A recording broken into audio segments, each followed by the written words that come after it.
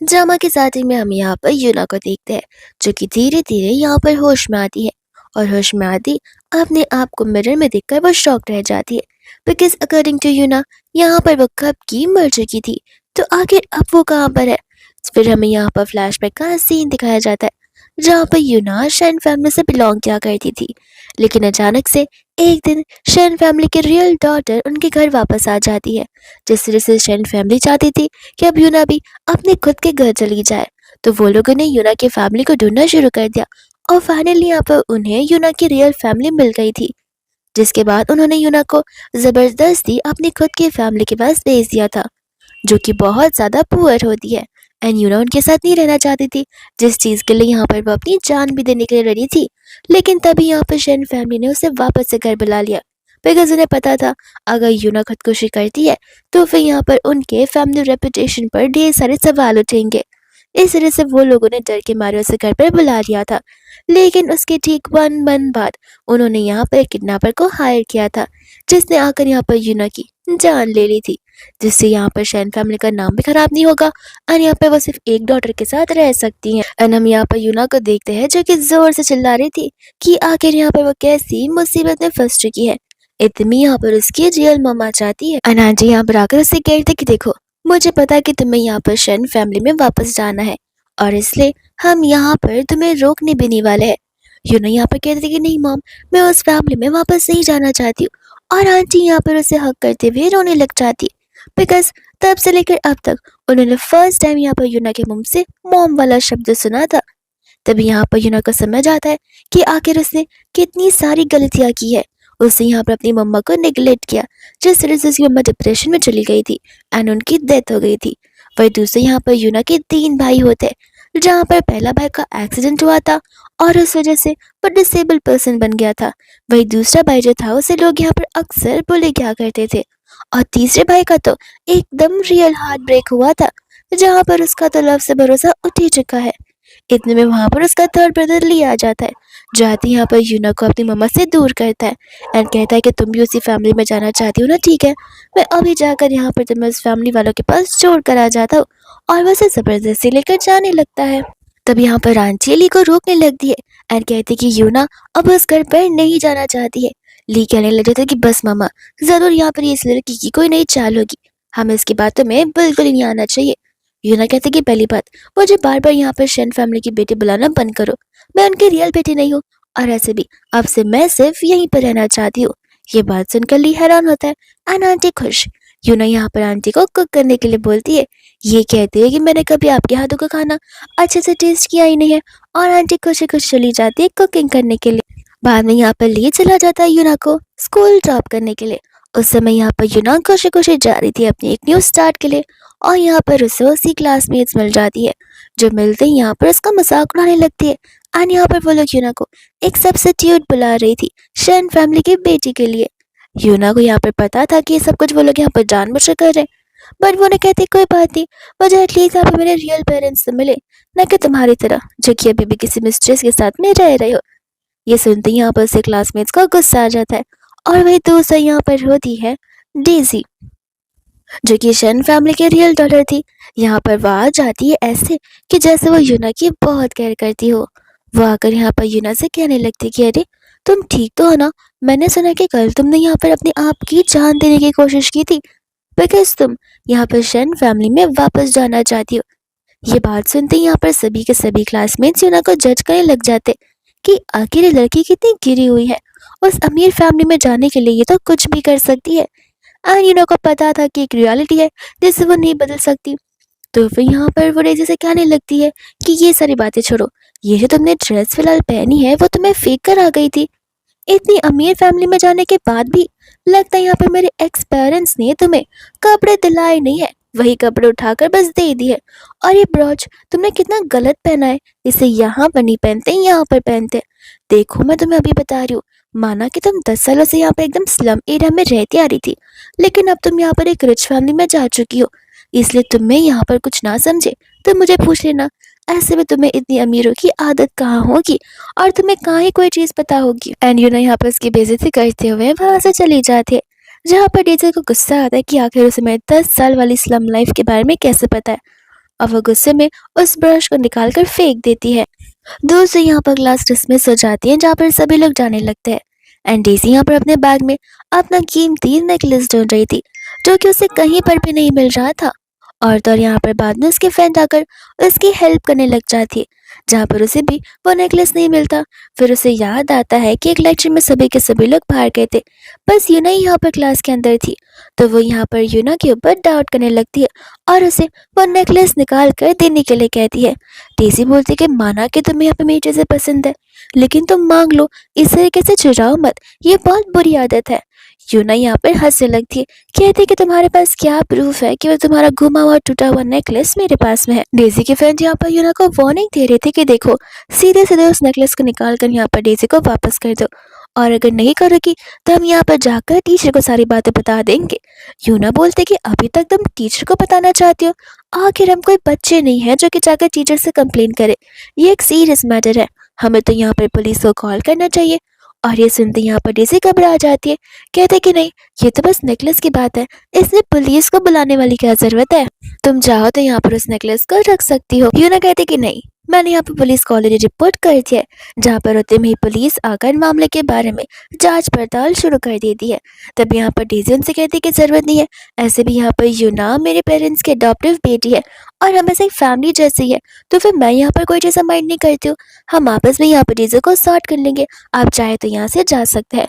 यूना कहते कि नहीं, इल्ज़ाम यहाँ पर मुझ पर लगा है, जहाँ पर मुझे पता है कि मैं ऐसे काम करती नहीं हूँ, तो बेहतर होगा अगर पुलिस इन सभी चीज़ों को हैंडल करेगी तो। और ये बात यहाँ पर शन फैमिली के मेंबर हो ना, तब मैं यहाँ पर इस फैमिली के मेंबर नहीं हूँ जहाँ पर तुम मुझे फैमिली की ज़बरदस्ती मेंबर मत बनाओ। इसके बाद में यहाँ पर पुलिस सीसीटीवी फुटेज को चेक करती है और सभी को बताने लग जाती है कि फुटेज के अकॉर्डिंग जब यहाँ पर क्लास से कोई भी नहीं था, तब सिर्फ और सिर्फ डेज़ी उस क्लास में थी और डेज़ी ने खुद के हाथों से उस नेकलेस को विंडो के बाहर फेंक दिया था। तब डेज़ी बहाने बनाने लगती है कि मुझे लगा कि वो नॉर्मल सा पेपर बॉल होगा, इस तरह से मैंने उसे फेंका, माफ़ करना, गलती मेरी है। पुलिस कहते हैं कि माफ़ी हमसे नहीं बल्कि यहाँ पर जिस पर इल्ज़ाम लगाया उससे मांगो। जिस वजह से यहाँ पर डेज़ी को सभी क्लास वालों के सामने यूना से चिल्लाकर माफ़ी मांगनी ही पड़ती है। यूना को यहाँ पर पिक करने के लिए ली आ जाता है और तभी वहाँ से डेज़ी भी आई थी अपने क्लासमेट के साथ में। तब यूना को याद आता है कि प्रीवियस लाइफ में यहाँ पर ली ने जैसी पहली बार डेज़ी को देखा था, वैसे यहाँ पर वो डेज़ी के प्यार में जा चुका था और डेज़ी वो पर्सन थी जिसने यहाँ पर ली को सबसे बड़ा धोखा दिया था। इस वजह से यहाँ पर जैसी डेज़ी आती है, वो ली का सर नीचे खींचे लग जाती है। तब यहाँ पर डेज़ी से कहती कि प्लीज़ इस बात को घर तक मत पहुँचाना, वरना यहाँ पर उन्हें लगेगा कि मैं यहाँ पर तुम्हारे साथ अच्छे से बिहेव नहीं कर रही हूँ। यूना कहते कि अभी के भी चली जाओ, मैं फिर ऐसा प्रिटेंड करूंगी कि जैसे आज कुछ हुआ ही ना हो। एंड यहाँ पर वैसे थैंक यू बोलकर वहां से चली जाती है और ली उस पर चिल्ला रहा होता है कि आखिर तुम ये क्या कर रही थी। यूना कहते कि वो क्या है ना कि तुम अपने मसल स्ट्रेच नहीं करते, तो मैं बस तुम्हारी हेल्प कर रही थी। जिसके बाद वो लोग वहां से जाने लगते हैं। जाते जाते यहाँ पर ली उसे उस नेकलेस वाली स्टोरी के बारे में पूछने लग जाता है। एंड साइड वॉक पे यहाँ पर एक ग्रैंडपा जा रहे थे, जहाँ पर अचानक से उन्हें हार्ट स्ट्रोक पड़ता है। तब वो नीचे गिर जाता है, उनकी मेडिसिन से गिर जाती है और उस समय वहाँ पर यूना और ली उनकी मदद करते, उन्हें वो मेडिसिन देते, साथ साथ एम्बुलेंस को भी बुलाते, जहाँ पर एम्बुलेंस वो ग्रैंडपा को लेकर चली जाती है। और जब यहाँ पर वो लोग घर पर जाते हैं तब यहाँ पर शन फैमिली से लोग आए थे यूना को वापस घर ले जाने के लिए। यूना यहाँ पर मना कर देती है बिकॉज उसे पता है उसके सुसाइडल इंसिडेंट की वजह से उसकी मॉम यहाँ पर से घर पर वापस जाती है ताकि यहाँ पर वो उस फैमिली रेपुटेशन को बचा सके। इतने में वहाँ पर वो उन्हें मना कर देती है, जहाँ पर अंकल कहते हैं कि देखो, अगर तुम साथ चली नहीं तो फिर मैडम को खुद ब खुद आना पड़ेगा तुम्हें पिक करने के लिए। यूना को पता था कि यहाँ पर उसकी मॉम यानी कि एक्स मॉम यहाँ पर नहीं आने वाली है और वो क्लियरली कह देते कि मैं यहाँ बस अपनी खुद की फैमिली के साथ रहना चाहती हूँ। जिसके बाद वो पर्सन वहाँ से चला जाता है। ली यहाँ पर यूना से कह रहा था कि माफ़ करना, शुरुआत में मुझे लगता था कि तुम यहाँ पर हमारी फैमिली से हेट करती हो बिकॉज हम यहाँ पर इतने पुअर जो है। एंड वो उन्हें बताती कि ऐसी बात नहीं है, पहले मैं थोड़ी सी बेवकूफ़ थी बट अब यहाँ पर मेरे अंदर अक्ल आ गई है, बस इस वजह से, और फिक्र मत करो, हम यहाँ पर एक अच्छी फैमिली बनकर रहेंगे एक दूसरे के साथ में। नेक्स्ट डे यहाँ पर ग्रैंडपा कैलीग्राफी कर रहे थे और उस समय वहाँ पर यूना वहाँ से जा रही थी, जहाँ पर ग्रैंडपा यूना को देखते थैंक यू बोल रहे थे उनकी जान बचाने के लिए। तभी वहाँ पर एक स्टाफ मिस्टर वांग को ढूंढते हुए आता है बिकॉज मिस्टर वांग यहाँ पर कैलीग्राफी के मास्टर जो थे, पर यहाँ पर वो उन स्टाफ को मना कर देते बिकॉज यहाँ पर उन्होंने ऑलरेडी रिटायरमेंट ले ली है। पर वो स्टाफ मानता नहीं है, उन्हें मनाता रह जाता है और मिस्टर वैंग को उसे गुस्सा कर कर भेजना ही पड़ता है।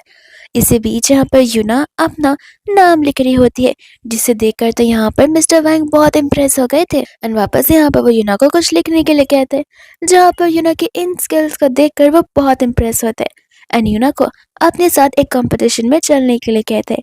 यूना को पता था कि अगर बस कंपटीशन में पार्टिसिपेट कर दिया अंडर मिस्टर वैंग की गाइडेंस, तो फिर यहाँ पर उसे ढेर सारे अच्छे अच्छे गुडविल्स मिलने वाले।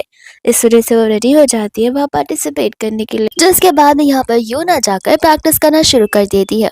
और तब वहाँ पर डेजी और उसकी मम्मा आ जाते हैं, जहाँ पर डेजी कुछ ज्यादा ही नर्वस थी इस कैलीग्राफी कंपटीशन को लेकर। तब यहाँ पर उसकी मम्मा उसे समझाती है कि देखो, जब तक तुम अच्छे से प्रैक्टिस करोगी तब तक तुम यहाँ पर कंपटीशन में अच्छे से पार्टिसिपेट कर पाओगी, फिर जीतना तो यहाँ पर तुम्हारी नाम पर लिखा है। लेकिन इतने में यहाँ पर डेजी यूना को देखती है और आंटी चली जाती है यहाँ पर यूना को डिस्करेज करने के लिए एंड उसे बोलने लग जाती है कि पहले तो तुम यहाँ पर कैलीग्राफी बिल्कुल नहीं करती थी, लेकिन लगता है अब हम सबको इम्प्रेस करने के लिए सब कुछ कर रही हो। तो देखो, मैं तुम्हें बता देना चाहती हूँ, ये सब कुछ करने की जरूरत नहीं है। तुम बस यहाँ पर डेजी का साथ अच्छे से बिहेव करो, तो मैं यहाँ पर तुम्हें अपनी शन फैमिली में वापस आने की परमिशन दे दूंगी। यूना कहते कि माफ करना, लेकिन मुझे इस फैमिली में नहीं आना है। ऐसे भी मेरी यहाँ पर खुद की एक मॉम है और ब्रदर्स है, जहाँ पर मैं अपनी खुद की फैमिली के साथ बहुत खुश हूँ। इतना बोलकर वहां से वो चली जाती है, जहाँ पर आंटी गुस्से में आकर उसी की कैलीग्राफी के गए पेपर्स को फाड़ देती है। वही कुछ दिनों बाद यहाँ पर यूना चली जाती है ग्रैंडपा वैंग को अपनी कैलीग्राफी दिखाने के लिए।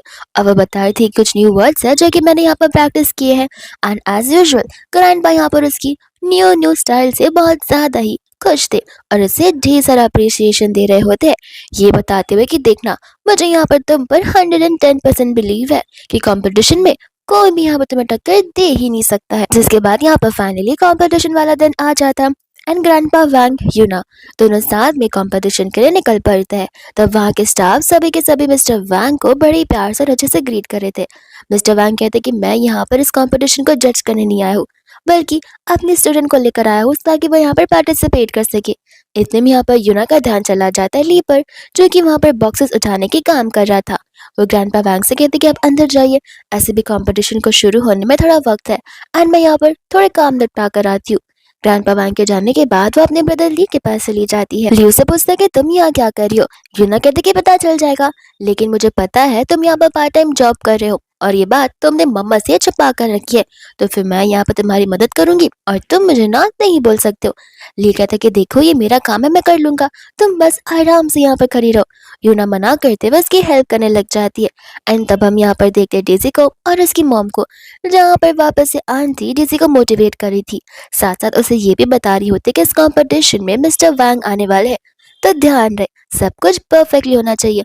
और जैसे यहाँ पर वो तुम्हारे कैलीग्राफी के स्किल्स देखेंगे, देखना वैसे यहाँ पर तुम में कितने इंटरेस्टेड होंगे, जहाँ पर वो तुम्हें अपनी स्पेशल स्टूडेंट बनाएंगे। यहाँ पर डेजी अपनी मॉम की इस मोटिवेशनल बात को सुनकर बहुत खुश होती है एंड इतने में उन दोनों का ध्यान यूना और उसके भाई की ओर चला जाता है एंड आकर यहाँ पर वो उसे जज करना शुरू कर देती है कि लगता है यहाँ पर हमारी शैन फैमिली से बाहर निकलने के बाद तुम्हारे पास बस ये छोटे मोटे काम बचे हैं। यहाँ पर यूना क्लियरली कहते कि देखिए, छोटे मोटे काम है तो इसमें क्या हुआ, मैं इतने में ही खुश हूँ।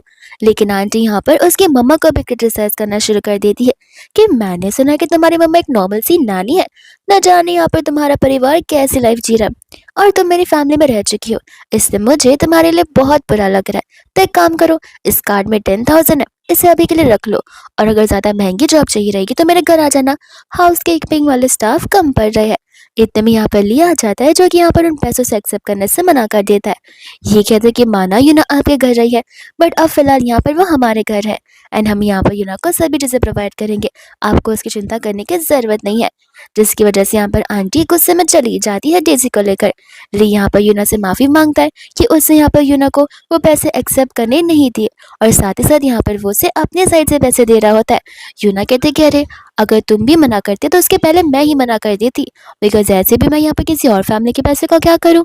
और ये बात तुम्हारे पैसों की, तुम अपने पास रखो, बाद में यहाँ पर मुझे प्यारे से गिफ्ट ला कर दे देना। मनी मन वो कह रही थी कि आज के कॉम्पिटिशन में 1 मिलियन है जीतने का प्राइस, तो वो जीत कर यहाँ पर बस अपने फैमिली को कंट्रीब्यूट करना चाहती है। वापस से यहाँ पर वो यूना से पूछता है कि तुमने मुझे बताया नहीं कि तुम यहाँ पर क्यों आई थी। तब यूना उसे कंपटीशन के बारे में बता रही थी, जहाँ पर लियो उसे खींच कर ले चला जाता है बिकॉज कंपटीशन की शुरुआत ऑलमोस्ट होने जो वाली थी। इतने में यहाँ पर मिस्टर वैंग यूना को बता रहे थे कि आखिर तुम्हारी हालत ही कैसी हो गई है। यूना कहते कि ठीक है ना, कैलीग्राफी वाला कंपटीशन है, ब्यूटी पेजेंट थोड़ी ना है। इतने में मिस्टर वैंग उसे बताने लग जाते कि यूना के यहाँ पर दो मेन कॉम्पिटिटर्स है, जिनमें से एक यहाँ पर डेज़ी भी होती है। पर यूना उनसे कहते कि आप फिक्र मत कीजिए, मुझे अपने आप पर यहाँ पर पूरा भरोसा है। जहाँ पर होस्ट आकर इस कंपटीशन की शुरुआत कर लेती है एंड सभी के सभी कंटेस्टेंट्स आ जाते हैं। तब डेज़ी को पता चलता है कि यूना भी यहाँ पर पार्टिसिपेट करी है एंड यहाँ पर वन ऑफ द जजेस में से डेज़ी की मम्मा खुद जज होती है, जो कि यूना को देखकर यहाँ पर हैरान थी। इतने में वो स्टाफ यहाँ पर उसकी मम्मा को बता रहा होता है कि ये स्पेशल स्टूडेंट है जो कि यहाँ पर मिस्टर वैंग उसे लेकर आया है। तो बांची को लग रहा था कि लगता है यहाँ पर ये लड़की मेरे नाम का कुछ ज्यादा इस्तेमाल कर रही है, इसलिए यहाँ पर मिस्टर वैंग ने उसे मेरे नाम के बदले में अपनी स्टूडेंट बना लिया। वही डेज़ी यहाँ पर बहुत ज्यादा कॉन्फिडेंट थी कि देखना आज तो सभी के सामने मैं यहाँ पर इसकी इज्जत को चकनाचूर कर रहूंगी। वही दूसरा कंपटीशन की शुरुआत हो जाती है। मिडल ऑफ द कंपटीशन यहाँ पर यूना एक और शीट मांगती है। ग्रैंडपा घबरा जाते कि कहीं यहाँ पर उससे कोई मिस्टेक ना कर दी हो। ली कहता कि कोई बात नहीं, मैं यहाँ पर अपनी यूना पर कंप्लीट भरोसा करता हूँ। कंपटीशन खत्म होने पर ग्रैंडपा यूना से कहते कि देखो भले तुम कंपटीशन को ना जीतो, इसमें उदास मत होना, आगे यहाँ पर तुम्हारे लिए ढेर सारी अपॉर्चुनिटीज वेट कर रही है। बरते में यहाँ पर वो मॉम आ जाती है, जो कि आकर यहाँ पर मिस्टर वैंग को इंट्रोड्यूस करवाती है अपनी बेटी डेज़ी से, और साथ साथ यहाँ पर बता भी रही होती है यूना के बारे में। असल में यहाँ पर वो मेरी प्रीवियस बेटी हुआ करती थी, आई मीन अडॉप्टेड बेटी। जहाँ पर ये जितनी सीरियस सारी दिखती है उतनी है नहीं। मिस्टर वैंग कहते कि सही कहा, मुझे भी यहाँ पर यूना पहले बहुत इनोसेंट लगती थी, बट मुझे नहीं पता था कि ये इतनी ज्यादा टैलेंटेड होगी, बिकॉज यूना के पास कितने सारे स्किल्स है। और जस्ट बिकॉज यहाँ पर वो तुम्हारी एक्स डॉटर है, इसका मतलब ये नहीं कि तुम उसके बारे में ऐसी बुरी बातें करोगी। ये सारी बातों को भुलाकर वो यहाँ पर बाद में डेज़ी को मिस्टर वैंग से इंट्रोड्यूस करवाने लगती है। मिस्टर वैंग कहते कि देखिए मुझे यहाँ पर नए लोगों से मिलना पसंद नहीं है, ऐसे भी अगर हम यहाँ पर इस कंपटीशन के रिजल्ट्स पर फोकस करें तो ज्यादा बेहतर होगा। डेज़ी घबरा जाती ने अपनी मम्मा से पूछने लगती है कि आप पक्का श्योर हो कि मिस्टर वैंग मुझे यहाँ पर अपनी स्टूडेंट मानेंगे भी या फिर नहीं। आंटी कहते कि तुम फिक्र मत करो, तुम मेरी बेटी हो, जिस तरह मैं यहाँ पर कैलीग्राफी में माहिर हूँ वैसे तुम भी तो, इसलिए यहाँ पर ज्यादा टेंशन मत लो। वही दूसरी होस्ट आ जाती है रिजल्ट्स को देकर, जहाँ पर वह थर्ड प्लेस से सभी के नाम बोलना शुरू करती है। थर्ड प्लेस यहाँ पर डेज़ी को मिलता नहीं है। डेज़ी घबराने लगती है। आंटी बोलती कि तुम थर्ड या सेकंड प्लेस के बारे में सोचो ही मत, बिकॉज तुम यहाँ पर फर्स्ट प्लेस पर जाने वाली हो। यहाँ पर सेकंड प्लेस भी किसी और को चला जाता है ना, पारी आती है यहाँ पर फर्स्ट प्लेस पर, जहाँ पर फर्स्ट प्लेस यूना को मिलता है। और ये सुनते यहाँ पर आंटी और उनके बेटे दोनों के दोनों शॉक्ड रह जाते हैं। ली तो यहाँ पर खुशी के मारे उछल उछल कर सभी को हक करना शुरू कर देता है। मिस्टर वैंग भी यहाँ पर बहुत खुश होते हैं, कहते हैं कि मुझे पता था कि तुम फर्स्ट जरूर आओगी, बिकॉज तुम्हें देखते यहाँ पर पहली बार में मैं तुम्हें पहचान जो गया था। वही दूसरा यहाँ पर डेज़ी की मॉम थी, जो कि इस बात से यहाँ पर डिसएग्री कर रही होती है, ये कहते हुए कि वो मेरी अडॉप्टेड बेटी हुआ करती थी और मुझे बहुत अच्छे से याद है, उससे यहाँ पर कैलीग्राफी करना बिल्कुल पसंद नहीं था। वो जिस तरीके से लिखती है उससे अच्छा तो यहाँ पे बच्चे लिख लिया करते हैं। और ये बात यहाँ पर मेरी डेज़ी की, तो वो बहुत ज्यादा स्किलफुल एंड टैलेंटेड लड़की है, इसलिए मैं यहाँ पर इस कंपटीशन को डिसएग्री करती हूँ। ली को गुस्सा आता है, यहाँ पर वो शांति के साथ फाइट करने वाला था, बट यहाँ पर यूना उन्हें रोकती है एंड कहती है कि जरा मुझे आप बताइए कि आप यहाँ पर क्या चाहती हैं। तो वो कहने लग जाती कि मैं चाहती हूँ कि सभी के सामने यहाँ पर तुम्हारी शीट दिखाई जाए, ताकि हम भी तो देखें तुम कितना अच्छा लिख सकती हो। जैसे स्क्रीन पर यहाँ पर यूना की शीट दिखाई जाती है, सभी लोग बहुत ज्यादा तारीफ करना शुरू कर देते हैं, लेकिन यहाँ पर आंटी गलत इल्जाम लगाना शुरू करती है कि ये शीट पहले से लिखी गई है प्रोफेसर वैंग की तरफ से और ये यूना की हैंडराइटिंग हो ही नहीं सकती है। प्रोफेसर वैंग कहते कि मेरी हैंडराइटिंग इतनी अच्छी हो ही नहीं सकती है, चाहती हो तो मैं लिख कर दिखा सकता हूँ। यहाँ पर कहने लगता कि क्यों, अगर आपकी बेटी विनर नहीं बनी तो आप यहाँ पर सभी लोगों के साथ इनजस्टिस करने लग जाओगी। आंटी डेज़ी से कहती कि तुम फिक्र मत करो, मैं यहाँ पर तुम्हारे लिए जस्टिस सीख कर रहूंगी। एंड मैं सभी को बता रही थी कि याद है मिडिल ऑफ द कंपटीशन में यूना ने यहाँ पर एक्स्ट्रा शीट्स मांगी थी, तो आई थिंक उस समय यहाँ पर यूना ने उन सभी शीट्स को एक्सचेंज कर दिया होगा। डेज़ी यूना से कहने लगती कि अगर तुम्हें फर्स्ट प्लेस चाहिए तो वो मैं तुम्हें दे दूंगी, लेकिन इस तरीके से यहाँ पर मिस्टर वैंग की जो इज्जत है उसे तो खराब मत करो। आंटी बोलने लगती कि सही कहा, न जाने यहाँ पर तुमने मिस्टर वैंग के ऊपर कौन सा काला जादू कर दिया जहाँ पर वो भी तुम्हें अप्रिशिएट करे। मिस्टर वैंग को यहाँ पर एलिगेशंस पर गुस्सा आता है। वो कहने लग जाते हैं कि देखिए, अगर आपकी बेटी को कैलीग्राफी नहीं आती है तो जाइए जाकर उसे सिखाइए। ऐसे भी वो यहाँ पर इस कंपटीशन में पार्टिसिपेट करने के लायक भी नहीं है, और मेरे स्टूडेंट पर इस तरीके का ब्लेम लगाना बंद कीजिए। जिसके बाद यहाँ पर वो प्रोफेसर दूसरी शीट मंगवाते हैं जो कि खराब हो चुकी थी, और वो शीट भी यहाँ पर सेम डिटो वही हैंड राइटिंग थी जो कि यहाँ पर स्क्रीन पे सभी को दिखाई जा रही थी। एंड सभी के सभी यहाँ पर यूना पर ही बिलीव कर रहे होते हैं। सभी के सभी लोग तो यहाँ पर आ जाते हैं यूना से सीखने के लिए, जहाँ पर भीड़ भड़कम में डेज़ी को बड़े जोर का धक्का लगता है एंड इनसे समझ आता है कि आखिर यहाँ पर उसके स्टैंडर्ड्स क्या है। जिसके बाद में यहाँ पर वो सभी लोग चले जाते हैं लंच करने के लिए, जहाँ पर यूना की मम्मा मिस्टर वैंग को थैंक यू बोल रही थी कि उनकी गाइडेंस की वजह से यूना इस कंपटीशन को जीत पाई है। मिस्टर वैंग कहते कि नहीं नहीं, मुझे तो थैंकफुल यहाँ पर यूना को कहना चाहिए, बिकॉज इसकी वजह से मुझे यहाँ पर इतनी ग्रेट स्टूडेंट मिली है एंड मैं चाहता हूँ कि यहाँ पर यूना मेरे साथ अब्रॉड ट्रैवल करे। मैं नेक्स्ट वीक ही जा रहा हूँ, सब कुछ मैं हैंडल कर लूंगा और यूना यहाँ पर अपनी कैलीग्राफी को लेकर इंटरनेशनली फेमस हो जाएगी। आंटी और ली यहाँ पर थोड़ा सा हेजिटेट करते। यूना यहाँ पर मिस्टर वैंग से कहते कि प्रोफेसर वैंग देखिए, ये आप कह रहे, मैं जिस चीज़ को बहुत अप्रिशिएट करती हूँ, पर मुझे हाल ही में यहाँ पर अपनी फैमिली से वापस मिलने का मौका मिला है, जहाँ पर मैं समय अपनी फैमिली के साथ बिताना चाहती हूँ। वो कहते कोई बात नहीं, आराम से तुम यहाँ पर फैमिली के साथ टाइम स्पेंड करो, बाद में तो तुम यहाँ पर कोई भी स्किल्स का जल्दी सीख सकती हो और उसमें एक्सपांड कर सकती हो। ली इतने में यहाँ पर बता रहा होता है कि इस वजह से तो यहाँ पर यूना के एकेडमिक्स में 20 पॉइंट्स क्रेडिट हुए हैं, विच मीन्स यहाँ पर वो एंट्रेंस एग्जाम दे सकती है, और अगर उसने एंट्रेंस एग्जाम पास कर दिया तो उसे क्यों यूनिवर्सिटी में एडमिशन मिल सकता है। इससे यूना को याद आता है कि इन सब के चक्कर में यहाँ पर वो पढ़ना तो भूल ही गई है, और पढ़ाई तो उसके दिमाग में जाती नहीं है, तो एंट्रेंस एग्जाम को क्रैक करना उसके लिए डिफिकल्ट बात है फिलहाल। नेक्स्ट हम यहाँ पर स्कूल में देखते हैं डेज़ी को, जो कि अपनी फ्रेंड को झूठ बोल रही थी कि वो इस कैलीग्राफी कंपटीशन में सेकंड प्लेस पर आई है, और जैसे यहाँ पर उसकी फ्रेंड देखती है योना को, उसे टारगेट करना शुरू कर देती है, उसकी बुराई करते हुए, उसे क्रिटिसाइज करते हुए कि योना तो यहाँ पर डेज़ी के सामने कुछ भी नहीं है। एंड यहाँ पर यूना डेज़ी से कहते कि देखो बहन, झूठ बोलने की भी एक हद होती है। इतना बोलकर चली जाती है, जहाँ पर डेज़ी के फ्रेंड को कुछ समझ नहीं आता। एंड तब यहाँ पर वो आसपास के लोगों को बात करता हुआ सुनती है उस कंपटीशन के विनर्स के बारे में। तब उसे पता चलता है कि यूना तो फर्स्ट पर आई है और डेज़ी जीती ही नहीं है। जिसके बाद वो डेज़ी से माफी मांगती है ऐसी बातें बोलने के लिए। डेज़ी को बहुत गुस्सा आ रहा था। उसके फ्रेंड कहते कि देखो तुम यहाँ पर शांत हो जाओ, ऐसे भी यहाँ पर एग्जाम्स आने वाले, तुम अपने अच्छे ग्रेड से यहाँ पर सभी की बोलती बंद कर देना। निया और डेज़ी यहाँ पर कैफेटेरिया में बैठते हैं, जहाँ पर निया डेज़ी को इम्प्रेस करना चाहती है, तो वो यहाँ पर सभी बच्चों को अपने पास बुलाती है। एंड यहाँ पर वो यूना की स्टोरी सभी को बता रही थी कि तुम सभी को पता है यूना के डैड यहाँ पर बहुत पहले गुजर चुके हैं, और उसकी मॉम एक नॉर्मल सी नानी है, और उसकी फैमिली तो यहाँ पर चार तो क्या एक बच्चे को भी पालना पोसना अफोर्ड नहीं कर सकती है। यूना ये सारी बातें सुनकर निया के पास जाती है और कहती है खबरदार अगर तुमने सारी बातें वापस से कही तो। और एज यूजुअल निया वापस से सेम बातें रिपीट करती है, जहाँ पर यूना गुस्से में आकर सारा खाना उसी के ऊपर फेंक देती है। जिसके बाद में यहाँ पर उन्हें स्टाफ रूम में जाना पड़ता है, और टीचर भी यहाँ पर बायस्ड होती है। वो चिल्लाती है यूना को, ये कहते हुए कि एक तो तुम पुअर हो और अपनी वॉइस रेस कर रही हो, तुम्हें पता नहीं कि कहाँ पर मुंह बंद रखना चाहिए और कहाँ पर बोलना चाहिए। यूना कहते कि मेरी गलती तो कुछ है नहीं, शुरुआत यहाँ पे निया ने ही किया है। निया कहती कि प्रोफेसर इसकी बातों को सुनिए मत, ये एक नंबर की झूठी है, ये शुरुआत से यहाँ पर डेज़ी को बुली करती आई है। ऐसा सुनते हुए प्रोफेसर अपने डेस्क पर चली जाती है लेटर लेने के लिए, एंड यहाँ पर निया को देखने लगती है एंड कहती कि तुम्हें पता है अगर यहाँ पर डेज़ी को पता चलता है कि तुम्हारी डैड की कंपनी बैंकरप्ट होने वाली है तो आई स्वेयर वो तुम्हारे साथ यहाँ पर फ्रेंडशिप तोड़ देगी। ये सुनती यहाँ पर वो घबराने लगती है, और जैसे टीचर आती है वो उनसे माफी मांगती है और अपनी गलती को यहाँ पर एक्सेप्ट करते हुए वहां से चली जाती है। यूना भी जाने वाली थी, पर टीचर उसे रोकती है एंड कहती कि जाओ मत, तो क्या तुमने यहाँ पर अपने लास्ट एग्जाम से स्कोर देखे, देखो और शर्म करो। इतने में यहाँ पर आ जाती है यूना की एक्स मम्मा, जो आकर यहाँ पर उन स्कोर्स को देखकर इस पर चिल्लाने लगती है। कहती है कि तुम कैलीग्राफी में फर्स्ट आई, मुझे लगा पढ़ाई में भी अच्छी रहोगी, लेकिन तुम तो यहाँ पर एक नंबर की यूजलेस लड़की हो। यूना क्लियरली कहती थी कि मेरे स्कोर से आपको मतलब नहीं होना चाहिए। आंटी कहती है कि ऐसे कैसे नहीं, यहाँ पर तुम इतने खराब मार्क्स ला रही हो और तुम्हें कुछ फर्क पड़ नहीं रहा है।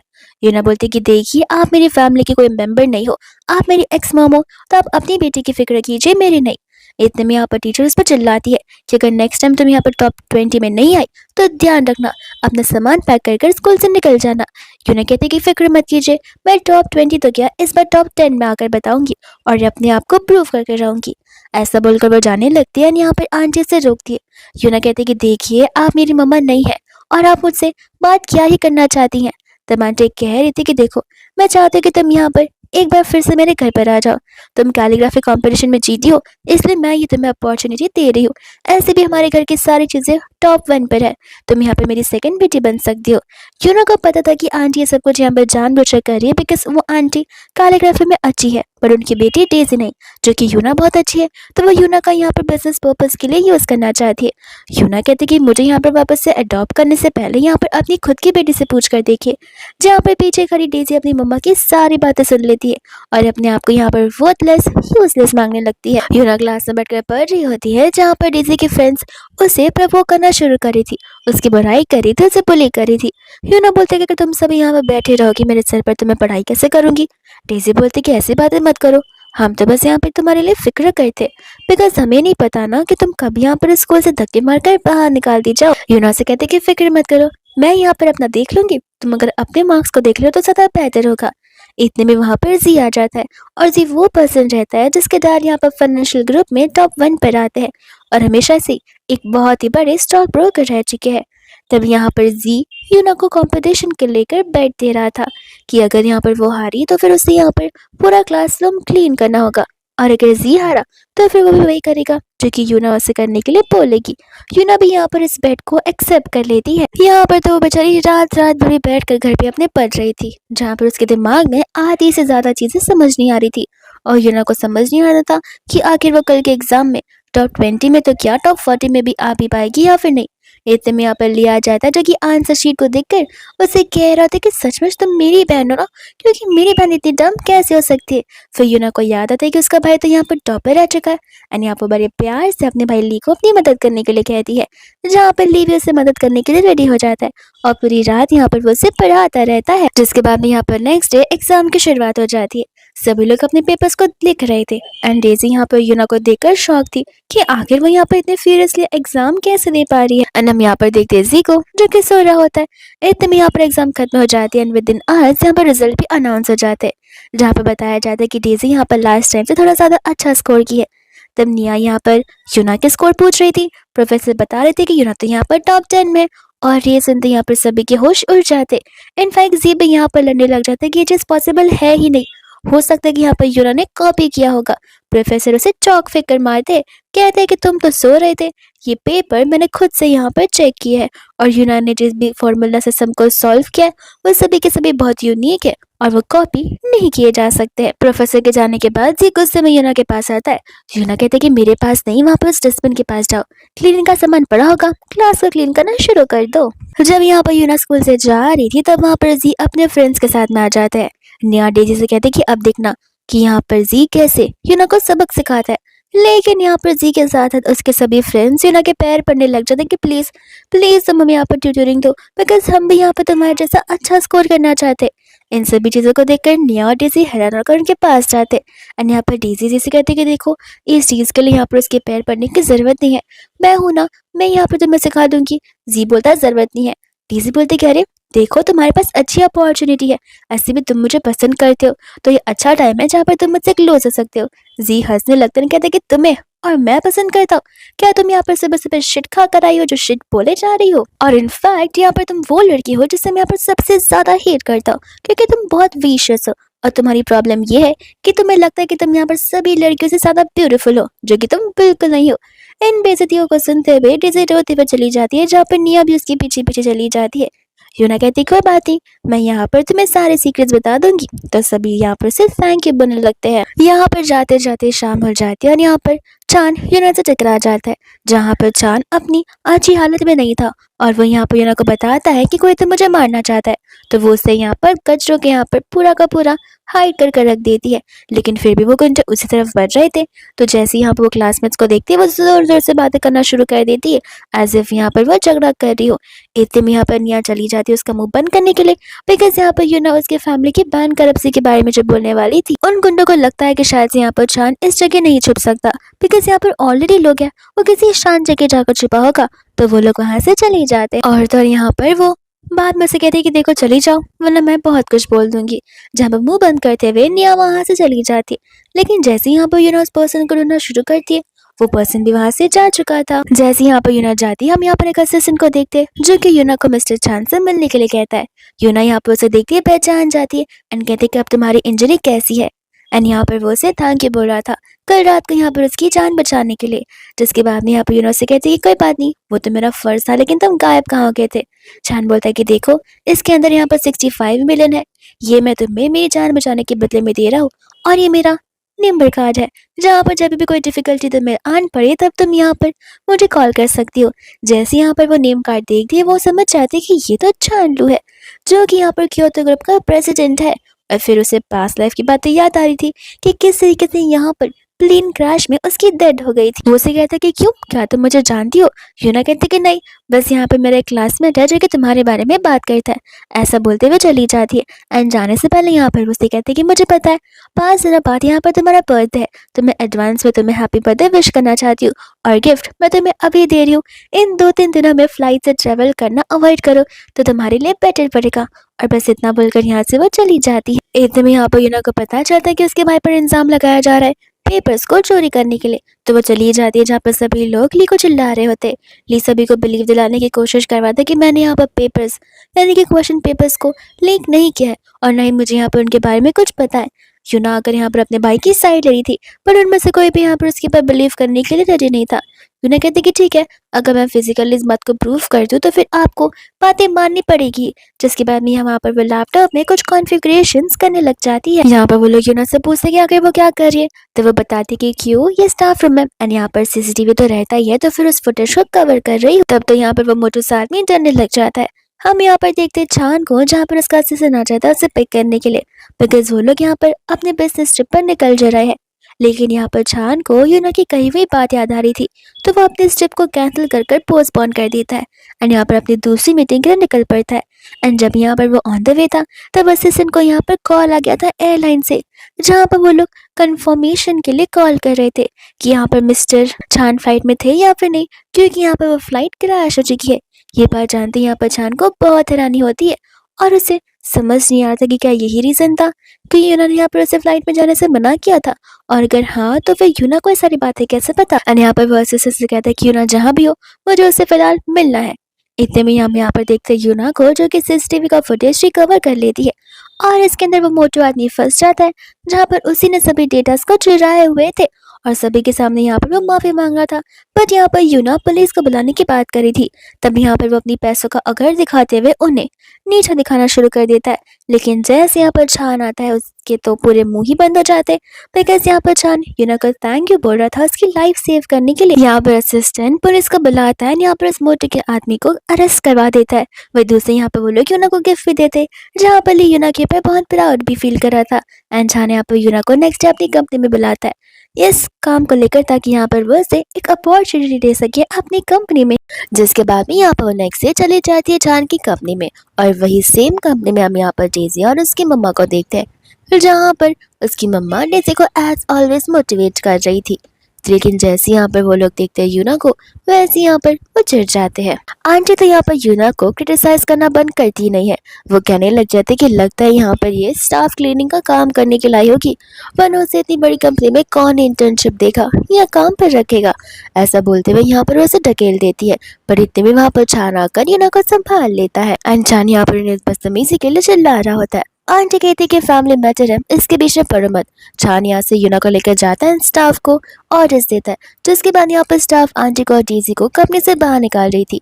आंटी बोलते कि देखो तुम्हें पता नहीं है, मैं यहाँ पर मिस्टर ली से मिलने के लाई हूँ, और एक नॉर्मल एम्प्लॉय की कमांड से तुम यहाँ पर मेरे पर हुक्म नहीं चला सकती। तब वो स्टाफ बता रही थी कि वो कोई नॉर्मल एम्प्लॉय नहीं है, वो बल्कि यहाँ पर हमारी कंपनी के प्रेसिडेंट मिस्टर छान है, तो हमें उनके ऑर्डर्स को फॉलो करना होगा। अगर आप शांति से नहीं जाती हैं तो हमें एक्शंस लेना पड़ेगा। तेजी यहाँ पर अपनी मम्मा को प्रवोक करने लगती है कि इतनी कम उम्र में यहाँ पर यूना मिस्टर छान को कैसे जानती है मॉम, जरूर यहाँ पर उससे मिस्टर छान को सीरियस करने की कोशिश की होगी, बिकॉज यहाँ पर वो देखने में कितना हैंडसम भी दिखते हैं। आंटी कहते कि मुझे बिलीव नहीं हो रहा इतनी पढ़ी लिखी लड़की ऐसे ऐसे तरीके यूज कर सकती कि जिसे क्लोज आने के लिए। वही दोस्त यहाँ पर बाहर खड़े खड़े डेजी और मिस्टर शेन के पैर दुखने लग जाते मिस्टर लू का इंतजार करते हुए। एंड यहाँ पर मिस्टर लू जैसे ही आते वो लोग तुरंत उनके पास चले जाते हैं। यहाँ पर मिसेस शेन अपनी बेटी डेज़ी को उनसे इंट्रोड्यूस करवाती है। जिसके बाद में यहाँ पर मिस्टर लू उनके सारे के सारे रेज़्यूमे पढ़ रहे थे कि आखिर यहाँ पर डेज़ी क्या-क्या नहीं सकती है और उसे क्या कुछ नहीं आता है। जिसके बाद में यहाँ पर वो उसे अप्रूव को करते हैं, लेकिन यहाँ पर साथ-साथ बता रहे थे कि एक और लड़की है, तो फिर तुम्हारी उससे कम कैपेसिटी है, तो थोड़ा ध्यान रखना। वो यहाँ पर यूना की ओर इशारा भी करते, लेकिन यूना के आगे कोई और खड़ी थी, तो वो लोग यूना को देख नहीं पाते। यूना यहाँ पर जानकर इंतजार कर रही थी, वही दूसरी यहाँ पर डेज़ी उसके ऊपर इल्ज़ाम लगाना शुरू कर दी थी कि वो किस तरीके से यहाँ पर बाकी लोगों को सेड्यूस कर रही है। और अपनी इतनी बेइज्जती सुनते हुए यूना तुरंत ही डेज़ी को थप्पड़ मार देती है। एक बार नहीं बल्कि 2 बार, वो भी उसकी मम्मा के ही सामने, जहाँ पर डेज़ी बहुत भोले बने का नाटक कर रही थी। यूना कहते कि देखो, आज नहीं तो कल मिसेस शेन को पता चल जाएगा कि आखिर तुम किस टाइप की लड़की हो, तो मुझे ज़्यादा बोलने की ज़रूरत भी नहीं है। इतने में यहाँ पर चान आता है, जो कि आंटी और डेज़ी को दोनों को वार्निंग देकर यूना को लेकर वहाँ से चला जाता है। एंड डेज़ी को पता था कि उसके फ्रेंड के घर पर यहाँ पर यूना की मम्मा एज ए नैनी काम करती है, तो वो अपने फ्रेंड को कॉल लगाकर सारी सेटिंग कर देती है। यूना जब घर पर जाती तो उसकी मम्मा घर पर थी। यूना कहती कि लगता है आज यहाँ पर ज़्यादा जल्दी छुट्टी मिल गई है, बट अब यहाँ पर आंटी उन्हें बताती है कि नहीं, वो क्या है ना, एक हल्की सी जगह पर गई थी जहाँ पर मैंने क्लीनिंग नहीं किया था, जिस वजह से मुझे वहाँ की यंग लेडी ने फायर कर दिया। बट तुम फिक्र मत करो, मैं जल्द से जल्द यहाँ पर कोई ना कोई जॉब दूसरा ढूंढ ही लूंगी। यूना यहाँ पर अपनी मम्मा से कहती कोई बात नहीं ना, ऐसे भी वो बेवकूफ़ वाली जॉब आप पर सूट नहीं होती थी, और आप प्लीज़ मेरे लिए यहाँ पर अपने हाथों का सबसे अच्छा वाला एग फ्राइड राइस बना दीजिए, मुझे खाने का बहुत मन कर रहा है। यहाँ पर उसकी मम्मा पर डिलीशियस एग फ्राइड राइस बनाती है। एंड यूना यहाँ पर अपनी मम्मा को आइडिया देती है रेस्टोरेंट सेटअप करने का, जहाँ पर वो उन्हें वो 1 मिलियन वाला कार दी थी, जो कि वो कंपटीशन में जीती थी, पर आंटी वो लेने से मना कर दी थी, ये बोलते हुए कि तुम्हारे पैसे तुम खर्च करो, अगर ज़रूरत पड़ेगी तब मैं तुमसे हेल्प मांग लूंगी, बट आई थिंक तब के लिए मुझे यहाँ पर स्टॉल लगाकर काम चलाना होगा। फिर धीरे धीरे ये स्टॉल कैफ़े और कैफ़े एक रेस्टोरेंट में बदल जाएगा। एंड यूना भी यहाँ पे अपनी मम्मा की खुशी को देखते हुए बहुत खुश हो जाती है। एंड यहाँ पर उनके स्टॉल का फर्स्ट डे होता है। आंटी कहते कि रात हो गई, बट अभी तक सिर्फ यहाँ पर हमारे पास 4 कस्टमर आए हैं। यूना कहते कि इसमें क्या हो गया, आज पहला ही दिन तो है, एक दिन ऐसा दिन आएगा जहाँ पर 40 कस्टमर्स होंगे, और एक दिन 400 से भी ज़्यादा, तब आपको तो यहाँ पर डबल मेहनत करनी पड़ेगी। इतने में यहाँ पर वो अपनी मम्मा से एक्स्ट्रा फ्राइड राइस बनाने के लिए कहती है, जहाँ पर वो नेक्स्ट दिन सभी राइसेस को लेकर चली जाती है और अपने सभी फ्रेंड्स को अपनी मम्मा के न्यू स्टॉल के बारे में बताती है। ये सुनते हुए यहाँ पर निया उसे जज करने लगती है, तो फिर शिवना उससे बड़ा ही तगड़ा जवाब देती है, कहती है कि जहाँ तक मुझे याद है मेरी मम्मा तुम्हारे घर पर ही काम किया करती थी, पर लगता है यहाँ पर तुम्हारी पैक की कंपनी बैंकरप्ट हो ही चुकी है, इस वजह से तुम्हें यहाँ पर स्टाफ को निकालना पड़ रहा है। ये सुनते ही यहाँ पर निया घबराने लग जाती है और कहती है कि बंद करो, तुम्हारी मम्मा को काम करना नहीं आता, इस वजह से यहाँ पर मैं फ्राइड राइस सेल कर रही है, और ऐसे भी इतनी चीप राइस कौन ही खाएगा। लेकिन इतने में यहाँ पर जी अपने सभी फ्रेंड्स के साथ आ जाता है, कहता है कि मैं खाऊंगा और मेरे दोस्त खाएंगे, और खबरदार अगर किसी ने इस फ्राइड राइस को चीप कहा तो। जिसके बाद में यहाँ पर जी खुद और अपने सभी फ्रेंड्स को यहाँ पर फ्राइड राइस देता है, जहाँ पर सब इस राइस को खाते हैं, उस राइस की कंटिन्यूसली तारीफ करते हैं, और ये चीज़ देखकर यहाँ पर निया और डेज़ी जेलस फील कर रहे थे, जहाँ पर निया उसकी मम्मा पर एलिगेशंस लगाने लग जाती कि वो चोरी का काम करती है, तो यूना चली जाती है उसका जवाब देने के लिए, पर डेज़ी उसे रोकने लगती है। तभी यहाँ पर यूना उसी थप्पड़ मार देती है, कहती कि ठीक है तुम निया को बचाना चाहती हो तो फिर खुद ये थप्पड़ खाओ, और ऐसे भी मुझे पता है ये तुम दोनों का क्या करा है, तुम दोनों की वजह से यहाँ पर मेरी मम्मा को जॉब से फायर कर दिया गया है, लेकिन अच्छी बात है अब यहाँ पर वो खुद की मालकिन है। वही दोस्तों यहाँ पर रात को वॉक करते हुए यूना और जी जा रहे होते उसकी मम्मा के स्टॉल के यहाँ पर, लेकिन आज से यहाँ पर बहुत लंबी लाइन थी, जहाँ पर जी कहता कि लगता है आज तुम्हारी मम्मा से मिलना मुश्किल हो जाएगा। फिर घर जाते यहाँ पर आंटी बता रही होती कि आज तो उन्होंने यहाँ पर अपनी मंथली सैलरी से भी तिगना गुना काम किया है, जो सुनते ही यहाँ पर वो तीनों के तीनों बहुत खुश होते हैं। एंड आंटी यहाँ पर यूना को थैंक यू भी बोल रही थी और उन्हें अपना लक स्टार मान रही थी। ली कहता है कि मॉम जब से यूना आई है तब से अब हम तीनों भाइयों को तो भूल ही गई हो, और इस बात को सुनते तीनों हंसने लग जाते हैं। जी भी यहाँ पर अपने बड़े भाई छान के लिए वो फ्राइड राइस लेकर आ जाता है, तो वो बता रहा था कि मैं स्टॉल से लेकर आया हूँ। स्टॉल वाला वर्ड सुनते ही यहाँ पर अचानक से कहते हैं कि देखो कितनी बार कहा है स्टॉल के फूड यहाँ पर कभी कभार अच्छे नहीं होते, तो मैं नहीं खाना चाहिए। जी बोलता है कि अरे ये मेरी फ्रेंड के यानी कि यूना की मम्मा के स्टॉल से लाया, उसकी मम्मा सच में बहुत डिलीशियस फ्राइड राइस बनाती है, खाना है तो खाओ वरना मैं शार लेकर आकर पूरा खत्म कर दूंगा। यूना का नाम सुनते ही यहाँ पर अचानक से टेस्ट करता है और अपने असिस्टेंट को कॉल कर कहता है कि नेक्स्ट डे से यहाँ पर मेक श्योर करना कि हमारे कैंटीन का खाना यहाँ पर मैंग फैमिली की ओर से आना चाहिए, यानी कि यूना की मम्मा के स्टॉल के यहाँ से। इसके बाद में यहाँ पर नेक्स्ट डे स्कूल के बाहर छान यूना का इंतजार कर रहा था। यूना कहते कि तुम कैसे हो, वो कहते कि मैं ठीक तो हूँ लेकिन मैं यहाँ पर तुमसे एक फेवर चाहता हूँ। मैं एक न्यू गेम को डिज़ाइन कर रहा हूँ जहाँ पर मुझे चाहिए कि तुम उसके लोगों को डिज़ाइन करो। यूना मना कर देती है बताते हुए कि उसे डिज़ाइन का इतना नॉलेज नहीं है। चान बोलता है कि अगर देखा जाए तो तुम्हारी कैलीग्राफी बहुत ज़्यादा अच्छी थी, तो इस हिसाब से तुम्हारे डिज़ाइंस भी अच्छे होने चाहिए। और ऐसे भी मैं फ्री में थोड़ी ना काम करवाऊंगा, मैं यहाँ पर तुम्हें कमीशन भी दूंगा। तुम चाहो तो आराम से अपने डिज़ाइन एरियाज को और आइडियाज़ को प्रपोज कर सकती हो, जिसके बाद में यहाँ पर वो इस चीज़ को एक्सेप्ट कर लेती है। यहाँ पर सभी लोग उस लग्जरियस कार को देखकर देखते रह जाते हैं और यहाँ पर जी सोचा था कि आखिर ये कार मेरे बड़े भाई की कार की जैसी क्यों लग रही है। एंड जैसे वहाँ पर यूना आती है वैसे यहाँ पर वो पहचान जाता है। वो उसे कहता है कि ये रखो कार, इसके अंदर कुछ पैसे हैं, जितना यूज़ करना चाहती हो कर सकती हो। यूना कहती है कि तुम मुझे क्यों पैसे दे रहे हो, वो भी ऐसे ही। जी बोलता है कि तुम्हें पता है अंदर कार में यहाँ पर चान है जो कि मेरा भाई है, और तुम सोचो कि अगर वो अच्छा पसंद तो बिल्कुल नहीं, लोगों से यहाँ पर चलता फिरता डेविल बनाते हैं। यूना यहाँ पर हंसने लगती है और यहाँ पर उससे वो डिजाइन का प्रपोजल बता रही थी, जो देखते ही यहाँ पर जी इम्प्रेस हो जाता है। कहता है कि मानना पड़ेगा, तुम सच में यहाँ पर बहुत स्मार्ट हो कि मेरा भाई पर्सनली यहाँ पर तुम्हारे साथ पार्टनर करने के लिए आया है। यूना बाद में यहाँ पर कंपनी में चली जाती है अपने डिजाइन को लेकर, जहाँ पर तो चांद बहुत इम्प्रेस होता है। पर इतने में यहाँ पर हम देखते हैं जाओ को, जो कि गुस्से में आ जाता है। एंड ये होता है चांद का कजिन, जहाँ पर आते उन दोनों के बीच मारा पिटी हो जाती है, जिसके बाद में यहाँ पर यूना को पर्सनली ड्रॉप करने जाता है। डेजी आते ही यहाँ पर यूना से चिपकना शुरू करती है। यूना को पता था कि ये सब कुछ यहाँ पर वो चांद की वजह से कर रही है, इसलिए वो उसे कहते कि देखो तुम मेरी ना सिस्टर हो और ना मेरी दोस्त, तो स्कूल की तरह मुझसे दूरी बनाए रखो तो बेहतर होगा। एंड यहाँ पर वो चांद के साथ चली जाती है, जहाँ पर जाओ गुस्से में पीछे से आ रहा था। तब यहाँ पर वो डेजी से पूछता कि क्या तुम उस लड़की को जानती हो और उस लड़के को। डेजी यहाँ पर समझ जाती कि जरूर ये दोनों एक दूसरे के दुश्मन है। एंड यहाँ पर वो उससे क्लोज होने की कोशिश करने लगती है, जिसके बाद में यहाँ पर जब आ जाता है स्कूल के साइड पर यूना से बात करने के लिए। जी यहाँ पर उसे देखते तुरंत यूना को लेकर दौड़ने वाला था, पर यूना यहाँ पर उसे रोक लेती है। एंड जावा चाहता था कि यहाँ पर वो यूना के साथ लंच करे, बट यहाँ पर कंप्लीट मना कर जी के साथ चली जाती है। एंड यहाँ पर जाओ फिर बाद में डेजी को कहता है कि इस दिए गए एड्रेस पर यूना को 15 डेज बाद भेज देना, और मैं यहाँ पर तुम्हारे अकाउंट में पैसे भी ट्रांसफर कर दूंगा ये सारा काम करने के लिए। जिसके बाद में यहाँ पर वो यूना को उल्लू बनाते हुए उसे एक होटल में लेकर जाना चाहती थी। यूना सोचती कि मैं भी देखती हूँ कब तक ये लड़की मुझसे झूठ बोलती है। एंड वो यहाँ पर उसके साथ उस होटल में चली जाती है, जहाँ पर डेजी उसे वहीं पर बंद कर चली जाती है।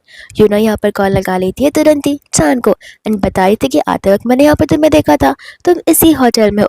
एंड यहाँ पर मैंने डेजी और जाओ के चैट्स पर लिए थे, क्योंकि मैंने यहाँ पर कुछ हैकिंग सिस्टम की मदद से उनके फ़ोन को हैक किया है, और वो लोग यहाँ पर हम दोनों को एक साथ ड्रग्स देना चाहते हैं, जिसकी वजह से हम अनकॉन्शियस हो जाए और तुम्हारे फियांसे यहाँ पर तुम्हारे साथ रिश्ता तोड़ दे। और उसने यहाँ पर डजन्स ऑफ रिपोर्टर्स को भी बुला कर रखा है। ये सारी बातें जानने के बाद तो छान यहाँ पर उसे सचमुच बहुत इंप्रेस हो जाता है, और वो उसे बताता है कि यहाँ पर मेरी कोई फियांसी नहीं है। जिसके बाद में उसे कहता है कि तुम फिक्र मत करो, तुम सेफली घर पहुँच जाओगी। एंड बाद में यहाँ पर वो अपने असिस्टेंट को कॉल करा कर उसी की चाल, यानी कि यहाँ पर से कजिन जाओ की चाल उस पर आजमाने के लिए कह देता है। यूना घर पर होती है, जहाँ पर ली न्यूज़ को पढ़ रहा था, और न्यूज़ में यहाँ पर जाओ के सारी की सारी अफवाहें जो थी वो आ जाती है कि किस तरीके से यहाँ पर वो डजन्स ऑफ लड़की के साथ एक ही रूम के अंदर पाया गया है। यूना समझ जाती है कि सब कुछ यहाँ पर चांद नहीं किया होगा। वही दूसरे यहाँ पर फाइनली आ जाते हैं यूना के बाकी के दो ब्रदर्स, जिनका नाम यहाँ पर सबसे वाले का लीन होता है और सेकंड वाले का लू होता है। तब यहाँ पर वो लोग आते ही डाइनिंग टेबल पर बैठ जाते हैं। आंटी और ली उन दोनों को कह रहे थे कि तुम्हारी सिस्टर तुम्हें इतने सालों बाद मिली है, तो तुम लोग यहाँ पर घोड़ ली बस बैठे रहोगे। बट लू और लीन यहाँ पर कुछ बोलने के लिए रेडी थे ही नहीं। इतने में यहाँ पर एक और पर्सन आ जाता है, जो कि यहाँ पर यूना का ब्रदर ही होता है, यानी कि शेन फैमिली का बेटा। तब यहाँ पर वो लोग बात करने के लिए बाहर की ओर चले जाते हैं। यहाँ पर जिन यूना से माफ़ी मांग रहा था, बिकॉज यहाँ पर वो तभी ऑस्ट्रेलिया में था अपने बिजनेस पर्पज़ को लेकर, जब यहाँ पर यूना के साथ ये सब कुछ हो रहा था।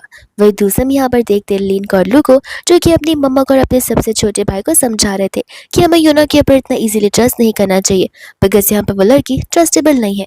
और ऐसा वो लोग बोलकर तुरंत ही वहाँ से चले जाते। एंड यूना को और जिन को एक साथ बात करते हुए देखकर अपनी एक्सपेक्टेशंस और भी खोते थे।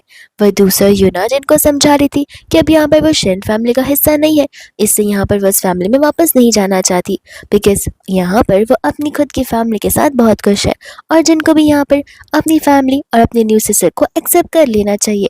यूना जैसे ही घर पर जाती है वहाँ पर सभी लोग जा चुके थे, तो वो लोग यहाँ पर यूना को कंसोल करने लगते हैं। यूना कहती कोई बात नहीं, ट्रस्ट गेन करने में थोड़ा टाइम तो जरूर लगता है। यहाँ पर हम देखते हैं जिन को जो कि घर पर जाता है, तब यहाँ पर डेज़ी उसे इम्प्रेस करने की कोशिश करती है। जिन कहते हैं कि जरूरत नहीं है इतना कोशिश करने की, ऐसे भी तुम सिस्टर हो, सिस्टर बनकर रहो, और तुम कभी भी यहाँ पर यूना की जगह नहीं ले सकती हो। मुझे भी पता है कि यहाँ पर तुमने यूना को स्कूल में कितना नीचा दिखाने की कोशिश की है, और मैं ये एक्सपेक्ट करूंगा कि तुम बंद कर कर एक नॉर्मल और एक अच्छी इंसान बन जाओ। जिसके बाद में हम यहाँ पर नेक्स्ट डे का सीन देखते हैं, एंड यूना यहाँ पर हॉस्पिटल गई हुई थी लू के साथ अपनी मम्मा का रिपोर्ट सुनने के लिए। तब यहाँ पर लू एज ए इंटर्न उस हॉस्पिटल में काम कर रहा था। इतने में यहाँ पर एक पेशेंट का फादर आकर लू को मारने के ला रहा था, बिकॉज यहाँ पर उसके फादर के अकॉर्डिंग उसके बेटे की जान और सर्जरी में डिस्प्लेसमेंट लू की वजह से हुए हैं। लू समझाने की कोशिश भी कर रहा था कि यहाँ पर मैं एज ए इंटर्न वर्क कर रहा हूँ, मैं सिर्फ यहाँ पर सर्जरीज को एंड करता हूँ, उन्हें शुरू और उन्हें परफॉर्म नहीं करता हूँ। तब यहाँ पर यूना समझ जाती कि जरूर यहाँ पर कुछ तो गड़बड़ है। तब वहाँ के वो जीन से उस रूम का सीसीटीवी फुटेज मांगती है। तब जीन यहाँ पर कह रहा था कि माफ करना, फुटेज हम यहाँ पर 24 आवर्स में खत्म कर देते और डिलीट कर देते पेशेंट्स की ट्रांसपेरेंसी और यहाँ पर प्राइवेसी के लिए। तब यहाँ पर यूना उनके लैपटॉप लेकर बैठ जाते हैं, यहाँ पर वो कोडिंग करना शुरू करती है, जहाँ पर वह फुटेज को रिकवर करते हुए सब कुछ बता रही थी कि किस तरीके से यहाँ पर डीन की गलती की वजह से यहाँ पर सारा का सारा इल्जाम लोग के ऊपर लग रहा है।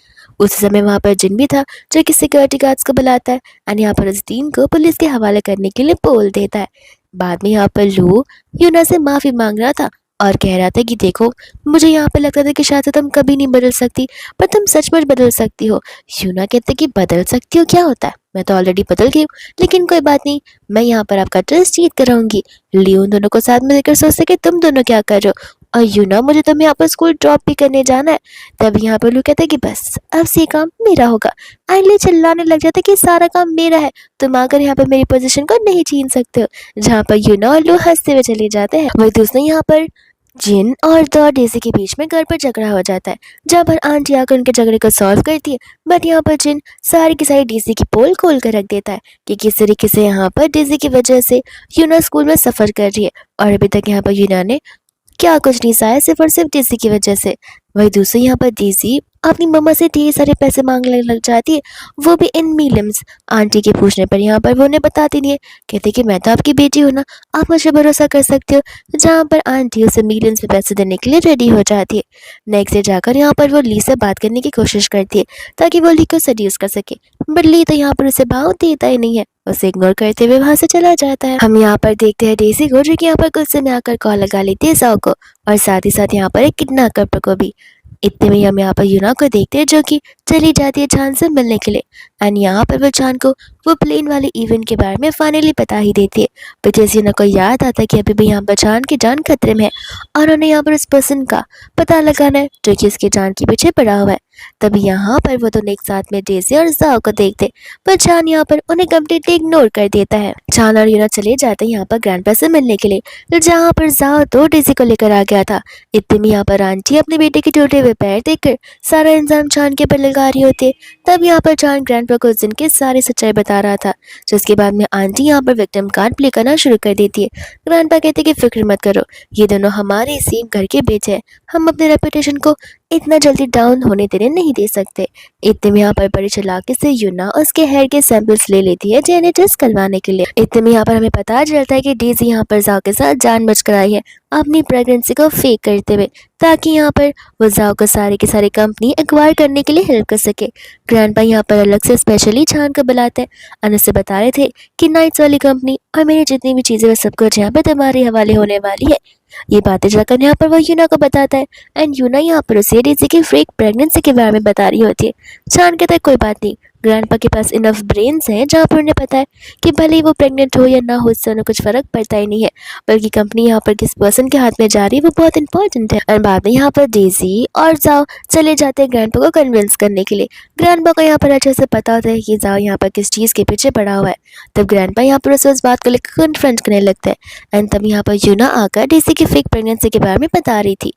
यूना यहाँ पर बड़ी कॉन्फिडेंटली उन्हें सब कुछ बताई थी, बट डेज़ी यहाँ पर इस पर एलिगेशंस लगाने लग जाती है कि वो मेरी एक्स सिस्टर है, वह जानबूझकर ऐसा कर रही ताकि यहाँ पर मेरी रेपुटेशन को डाउन कर सके।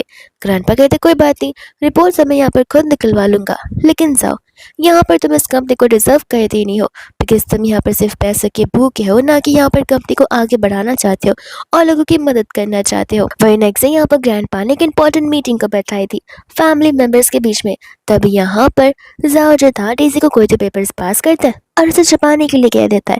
ग्रैंडपा ने यहाँ पर एक इंपॉर्टेंट मीटिंग इसलिए बुलाई होती है बिकॉज़ यहाँ पर कल रात उन्हीं के घर में चोरी हुई थी। आंटी इन सभी बातों से डिनाई करने लगती है बिकॉज़ यहाँ पर इतने सारे बॉडीगार्ड्स हैं तो चोरी कैसे हो सकती है। ग्रैंडपा कहते हैं कि सही कहा, अगर चोरी घर वाला करने वाला हो तो फिर यहाँ पर बॉडीगार्ड्स क्या ही कर सकते हैं। एंड बाद में आंटी यहाँ पर छान के पर इल्जाम लगा रही थी। यूना कुछ बोलने ही वाली थी कि यहाँ पर छान उसे रोक देता है। तब यहाँ पर ग्रैंडपा जाओ से सारी बातें पूछना शुरू कर देते, पर जाओ और डेज़ी ऐसा करते कि जैसे भी उन्हें कुछ पता ना हो। यूना चली जाती है यहाँ पर डेज़ी का बैग ओपन करने के लिए। तब यहाँ पर पता चलता है कि वही लोग थे जिन्होंने यहाँ पर ग्रैंडपा के इनहेरिटेंस के पेपर्स को चोरी कर लिया था, ताकि यहाँ पर वो उस सिग्नेचर को बदल कर नाम भी चेंज करवा सके, वो भी जाओ का। जिसके बाद में यहाँ पर जाओ को बहुत सजा मिलती है और आंटी यहाँ पर डेज़ी को गुस्से पे थप्पड़ मारती है। ये कहते हैं कि मेरी बेटी की हालत ये सब कुछ यहाँ पर तुम्हारे बेवकूफ़ वाले आइडिया की वजह से हुई है। अब यहाँ पर उनके पास बस एक रास्ता बचता है, जो कि होता है यहाँ पर ग्रैंडपा की अनवांटेडली डेथ करना। जिसके बाद में यहाँ पर लोग पहुंच जाते हैं ग्रैंडपा के कमरे में और नाइफ से यहाँ पर ग्रैंडपा को मारने लग जाते हैं। पर इतने में यहाँ पर पीछे से सभी लोग आते हैं, जहाँ पर उन सभी को रियल फेस नजर आ जाता है डेज़ी का और जाओ का। डेज़ी तो वहां से भाग जाती है घर पर मदद मांगने के लिए और यहाँ पर पुलिस आ जाती है जो कि जाओ को गिरफ्तार करने के लिए आई थी। तब हमें फ्लैशबैक का सीन दिखाया जाता है जहाँ पर इस चीज को लेकर यूना को और तो और चांद को पहले से ही हिंट मिल चुका था कि जरूर कुछ तो गड़बड़ है, इसलिए उन्होंने सारी प्लानिंग ऑलमोस्ट पहले ही कर रख ली थी। इतने में हम यहाँ पर देखते हैं डेज़ी को जो कि घर जाकर जिन से और अपनी मम्मा से हेल्प मांग रही थी, जहाँ पर जिन कहता है कि तुम यहीं पर रुको, पुलिस को तो मैं बुलाऊंगा कि तुम इसी घर पर रह रही हो। जिसके बाद में यहाँ पर वो अपनी मम्मा से मदद मांगती रह जाती है और आंटी रोती रहती है। फिर हम यहाँ पर देखते हैं यूना को जो कि अपनी एंटायर फैमिली के साथ और चान के फैमिली के साथ लंच करने के लिए आई थी और तब यहाँ पर आ जाती है मिसेस शन यूना से माफी मांगने के लिए, ये कहते हुए कि डेज़ी को बस एक बार माफ कर लो, उसे यहाँ पर उस जेल से बाहर निकाल दो वरना वो कभी बाहर नहीं आ पाएगी और इतने सालों के बाद बाहर आने के बाद उसकी लाइफ कम्प्लीटली बदल जाएगी। बट यहाँ पर यूना उन्हें माफ करने के लिए रेडी थी नहीं एंड चान यहाँ पर सिक्योरिटी को बुलाकर मिसेस शन को वहाँ से बाहर निकलवा देता है। फिर हम यहाँ पर देखते हैं फोटोग्राफर को जो कि यहाँ पर स्पेशली लीन लेकर आया था एक फैमिली फोटो लेने के लिए और इसी हैप्पी फैमिली के साथ ये ड्रामा हैप्पीली यहीं पर एंड हो जाता है।